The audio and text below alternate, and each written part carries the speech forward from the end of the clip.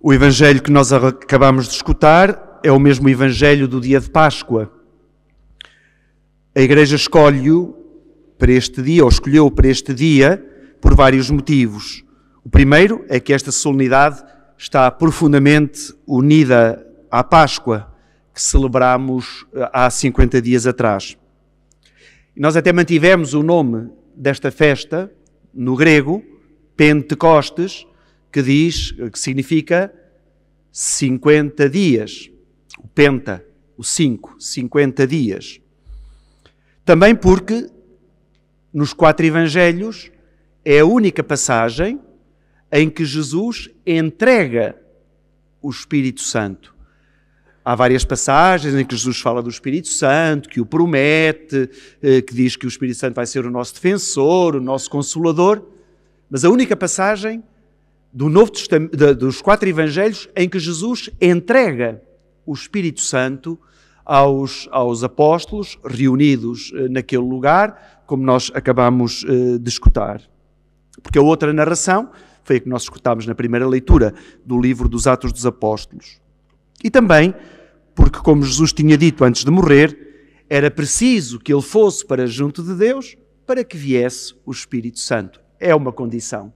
É preciso que eu vá para que venha o Espírito Santo.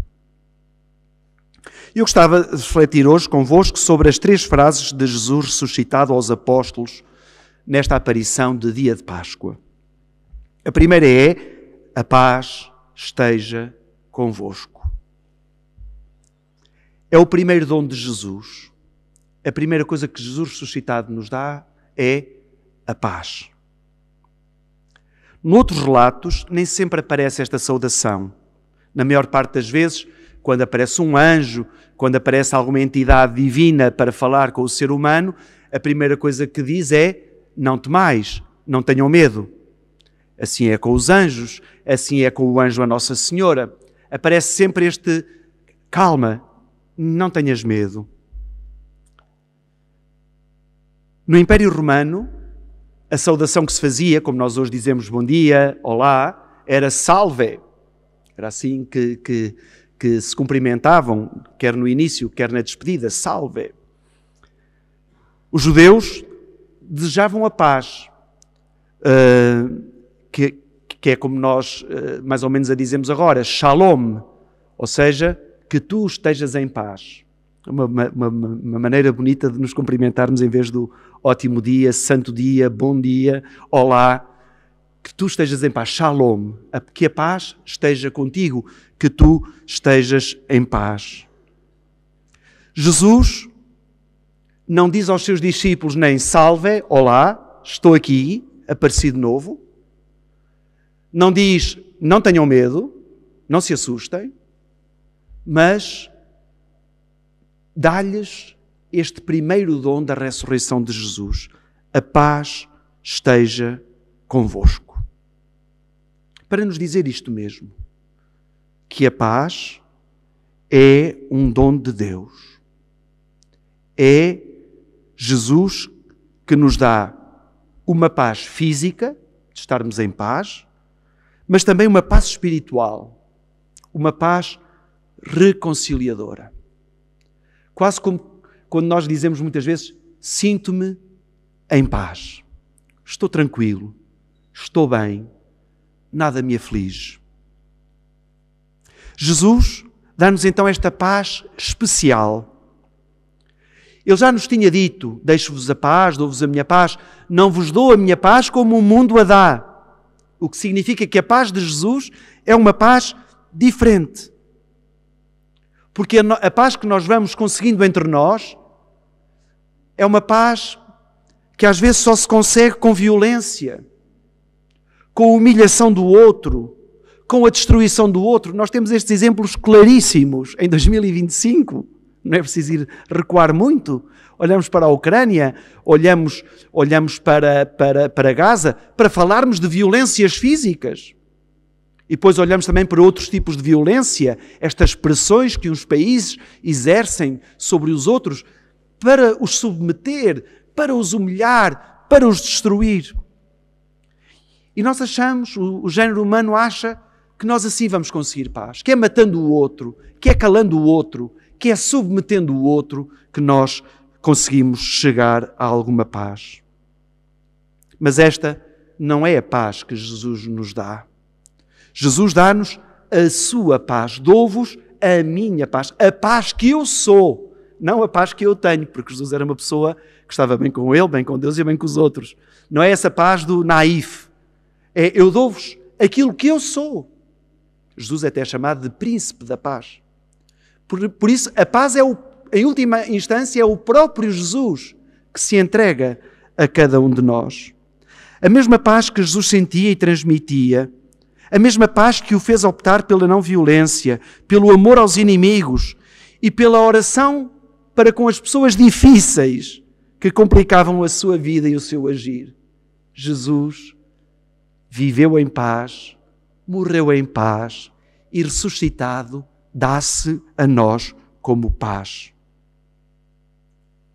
É desta paz que nós precisamos. A paz que Jesus nos traz e que nasce, antes de mais, no nosso coração. Nós não podemos pedir paz para os outros se nós não tivermos a paz em nós. E por isso, o primeiro lugar onde deve nascer a paz é no nosso coração.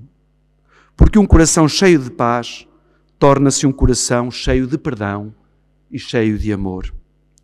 Ainda agora, antes de ir para baixo, para a missa, estava a ler a oração que o Papa hoje fez de manhã, o Ângelus, no Vaticano, e dizia ele: só um coração pacífico pode difundir a paz na família, na sociedade, nas relações internacionais.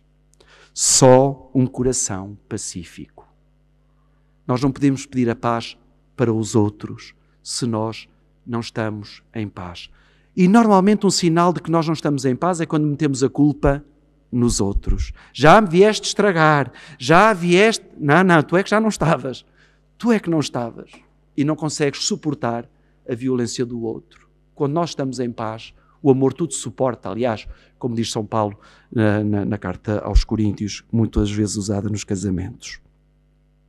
Depois, Jesus sopra sobre os apóstolos e diz-lhes: recebei o Espírito Santo. Sopra e diz-lhes: recebei o Espírito Santo. Toda esta construção do Evangelho está muito ligada ao Antigo Testamento. Isto, para sermos um bocadinho entendidos na Bíblia, leva-nos automaticamente, este soprar de Jesus, automaticamente à criação do ser humano, à criação do Adão. Na Bíblia, o Adão é criado a partir do pó da terra, do barro. E como é que Deus lhe dá vida? Não pega na varinha mágica e diz: tatã! Como é que Deus dá vida ao Adão, àquele bocado de barro, sem vida? Sopra-lhe nas narinas. E ele começa a respirar e ganha vida. Porque o sopro de Deus é um sopro vivo. E Jesus sopra sobre os discípulos e dá-lhes o Espírito Santo. E logo a seguir associa o Espírito Santo ao perdão, para nos dizer que precisamos deste Espírito de Jesus para perdoar e para sermos perdoados. O perdão não é uma impotência. Perdoar não é próprio dos fracos. Às vezes parece que quem perdoa é quem perde. Foste totó em perdoar. Olha, eu no teu lugar não perdoava. Tu és um fraco. Dá a ideia de que quem perdoa é o totó, é o fraco, é aquele que perde. Mas não. Jesus diz que o perdão vem do próprio Deus e então é a maior força de Deus. É o seu perdão. Quem tem esta capacidade de perdoar e de pedir perdão está cheio do Espírito Santo. Porque só quem tem este Espírito Santo em si é que é pessoa de perdão, de o dar e de o pedir. Porque o perdão não é nosso. O perdão vem do próprio Deus. É a maior força do Espírito Santo. E é também um compromisso cristão. Perdoai-nos as nossas ofensas, assim como nós dizemos perdoamos, mas não é assim que vem no original. Como nós já perdoamos. O perdão de Deus só vem depois do nosso perdão. Não se pode andar a pedir perdão a Deus se nós não damos perdoados uns com os outros. Perdoai-nos as nossas ofensas, assim como nós perdoamos a quem nos tem ofendido. Por isso, o perdão para nós cristãos é um compromisso. Porque quem tem paz no coração tem também o perdão. E quem não perdoa ou não tem humildade para pedir perdão, não está a deixar agir o Espírito Santo na sua vida, está a bloquear esta força de Deus em nós. Ainda não se está a deixar conduzir pelo Espírito de Deus. Os cristãos, a igreja à qual nós pertencemos, só pode ser um lugar de paz e de perdão. Não há lugar para guerras, não há lugar para violências, não há lugar para ódios, não há lugar para vinganças. O cristão não se mete por esses atalhos, porque quem se mete em atalhos, mete-se em trabalhos. A violência, a guerra, estas coisas desagradáveis não são caminhos, são atalhos, becos sem saída, que não nos levam a lado nenhum. E finalmente, a última frase de Jesus: assim como o Pai me enviou, também eu vos envio a vós. Nós vimos que nos Atos dos Apóstolos o Espírito Santo desce sobre os que estão no cenáculo, mas não fica lá. O Espírito Santo não fica no cenáculo. Eles recebem uma força que os faz sair. Eles que estavam fechados naquela casa com medo, acabam por sair, não por sua iniciativa. Não é o Pedro que diz, temos que ser homens, temos que ir lá para fora e temos que... Não é isso que acontece. É o Espírito Santo que, quando desce sobre eles, os transforma. O Espírito Santo é que os faz transformar e transforma o medo dos apóstolos em confiança. Transforma a tristeza dos apóstolos em alegria. Transforma a vergonha que os apóstolos têm em testemunho. E também nós, templos do Espírito Santo, cada um com a sua originalidade. Atenção à segunda leitura. É bom a diferença na igreja. Nós não somos formas, ok? Tudo na mesma forma. Não, temos que ser unânimes. Temos que ser, mas não tudo na mesma forma. É bom a diversidade. Há pessoas que têm medo da diversidade. Já viram que cada pessoa com quem nós nos enriquece, com cada pessoa com quem nós estamos, essa pessoa tem um grande potencial de nos enriquecer? Quantas vezes nós não cruzamos conversa com alguém e saímos de lá mais enriquecidos porque essa pessoa partilhou connosco. Nós estávamos abertos a essa partilha. Também nós que somos templos do Espírito Santo, cada um com a sua originalidade, com a sua diferença, é enviado pelo próprio Jesus, que nos dá o seu Espírito, que nos dá a sua força. Para falarmos todos a mesma língua. Também aqui há umas grandes alusões à Torre de Babel, em que falavam todos a mesma língua, queriam chegar até Deus, queriam ocupar o lugar de Deus, e Deus confunde-lhes a língua. Falavam todos a mesma língua, mas ninguém se entendia. Aqui é ao contrário. Aqui falavam uma língua e os estrangeiros todos, sem inteligência artificial, sem tradutores de telemóveis, conseguiam entender a língua dos galileus. Partos, medos, elamitas, habitantes da Mesopotâmia, daqui e dali, todos, graças ao milagre do Espírito Santo, entenderam a língua dos galileus, ou seja, entenderam a língua de Deus, que é a língua do amor, a língua da paz, a língua do perdão, línguas universais. Mesmo que nem todos assim o percebam. Hoje de manhã estávamos todos a fazer o almoço lá no refeitório e faltava, nesta leitura de hoje, falta um versículo, porque ficaram todos maravilhados a contar as maravilhas de Deus. Mas depois há os últimos versículos, eu imprimi, pedi agora para ser lida na missa, porque a leitura depois, com mais 2 versículos, dizia assim: uns ficavam admirados e outros dizia, estão cheios de vinho doce, estão bêbados. Já, logo de manhã, aquilo já não está a funcionar. E eu meti, falámos lá em baixo que eu ia pôr, exatamente por causa disto. Mesmo que nem todos percebam que nós estamos a agir pela força do Espírito Santo. Vejam, na mesma narração, no mesmo texto, São Lucas diz: todos ficaram cheios do Espírito Santo. E como é que os que gozavam diziam? Estão cheios de vinho doce. Hã? Cheios de vinho doce. E é mesmo assim. É mau quando os discípulos de Cristo ficam fechados em si próprios, ou só são cristãos quando rezam, ou vêm à missa, ou só se mostram e exibem às vezes, que ainda é mais ridículo, é um cristão exibir-se entre iguais, como se fosse mais que os outros. As pessoas não sabem a figura que fazem. É mau quando os cristãos só se exibem em ambientes confortáveis.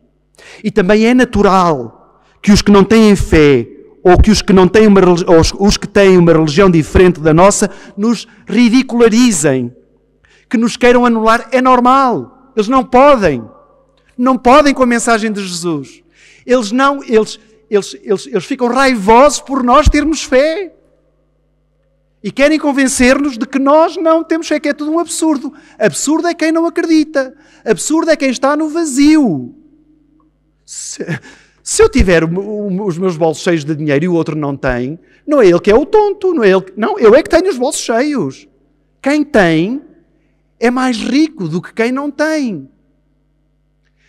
E por isso é que é importante que é natural que quem não tem fé, os ateus, os de outra religião, que nos ridicularizem, que nos queiram anular, que queiram deitar abaixo aquilo que nós dizemos e aquilo que fazemos. Porque o que eles querem fazer é ocultar as maravilhas de Deus. E qual é a missão do cristão? Mostrar as maravilhas de Deus. Por isso eu quis meter hoje, acrescentar este versículo. Os que estão cheios do Espírito Santo não estão bêbados, não estão cheios de vinho doce, são ridicularizados, são gozados, tentam anular-nos, mas nós temos dentro de nós uma força que nos faz ultrapassar o medo, a vergonha ou a tristeza. O Papa Leão XIV tem dito, faz hoje também um mês que foi eleito, tem dito que quer uma igreja missionária. Vejam lá, é tão ambicioso que até quer que a Cúria Romana se torne missionária. Meu Deus, grande milagre do Espírito Santo. Uma igreja missionária não depende só de frades, não depende só de religiosas e de padres que queiram ser missionários. Uma igreja missionária depende de mim, depende de ti, depende de cada um de nós, depende de todos nós. Não somos igreja só quando nos reunimos, como agora aqui estamos.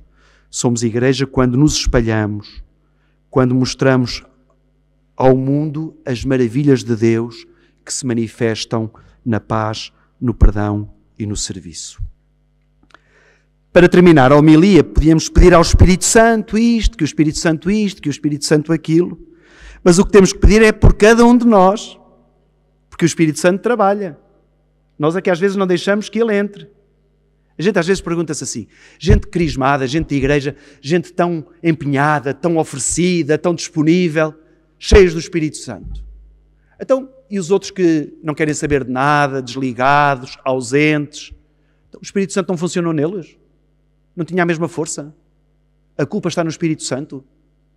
Então não é omnipotente. Então Deus deu o Espírito Santo com mais força a uns e com menos força a outros? Então é injusto. Se o Espírito Santo não é injusto e é omnipotente, a culpa não está no Espírito Santo, a culpa está em nós, que não nos abrimos ao Espírito Santo. Por isso não vamos pedir ao Espírito Santo isto e aquilo. Vamos pedir por nós, para que nós saibamos abrir o nosso coração a esta força viva de Deus. O cristão que não põe a funcionar em si o Espírito Santo é um ingrato, porque não está a fazer render o grande dom de Deus, que é o seu Espírito. Por isso vamos pedir por nós, que cada um de nós seja instrumento de paz num mundo de tanta guerra e de tanta violência. E que cada um de nós não seja cristão só para si, para o seu conforto, para a sua exibição, mas que se sinta animado, feliz, com força, para se sentir enviado e testemunhar as maravilhas de Deus. Que assim seja.